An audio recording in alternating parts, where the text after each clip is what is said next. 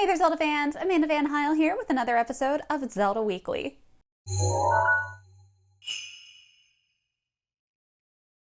The new Ganondorf and Zelda amiibo have arrived, and they're so pretty. You guys, check these babies out! Scanning them in Tears of the Kingdom will get you a couple of paraglider fabrics, along with weapons and other items.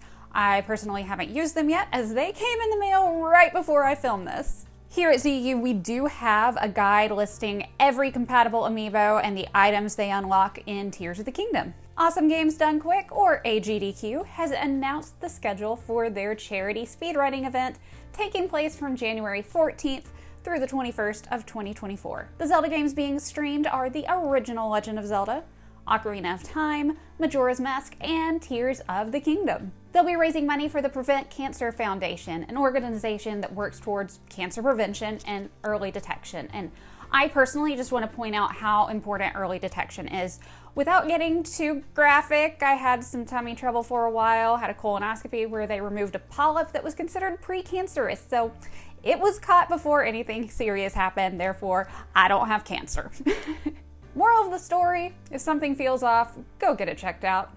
This was your Sonic Says PSA for the episode. Alright, enough of that serious stuff. There are two ways to watch AGDQ. One is to watch it on their Twitch channel, the other is to go in person. It will be at the Wyndham Grand Hotel in downtown Pittsburgh, Pennsylvania. The store Box Lunch has a new exclusive Legend of Zelda woven button-up shirt featuring Toon Link. It's priced at $44.90 and they usually have some kind of a sale going on.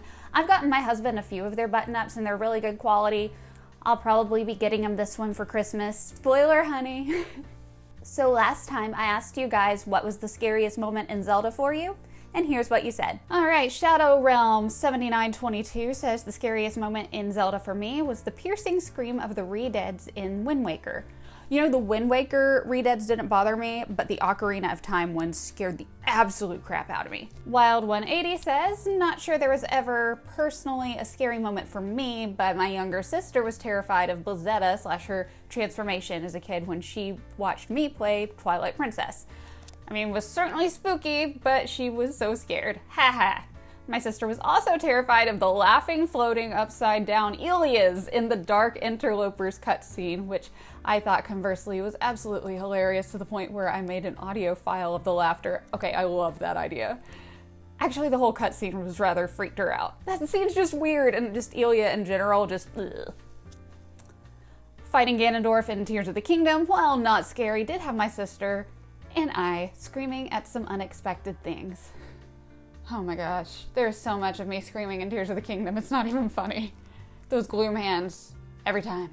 And finally, Unholy Triforce Stellan says, falling into Mothula's boss room in A Link to the Past was a scary moment, but really it was Goma in Ocarina of Time. The first time I set foot in the boss room and heard her walking around but not seeing her with the game really dark because of the TV we had at the time. My mom told me, look up, but I was scared too, and when I finally did, I legit screamed, tried to run back out of the room, forgetting that the door had sealed behind me, and almost immediately died to Goma's offspring. Okay, so I'm not the only one that had like problems with like the TV being too dark, making the game like super scary. So for me, it was Ocarina of Time. I was like 15 at the time, so way too old to be scared of the game, but I was anyways because the TV was going out and I needed a new one, and everything had kind of a red tint to it. And so like when I went to go to Ganondorf's world after everything had been taken over, and I go over to the Temple of Time area and there's the Redeads and they're screaming and I can't even see them walk up to me. I just hear the scream and all of a sudden I'm like attacked. Oh my gosh, it gave me nightmares. It took me like a few years to finally be able to play that again. In my defense, I had an undiagnosed anxiety disorder.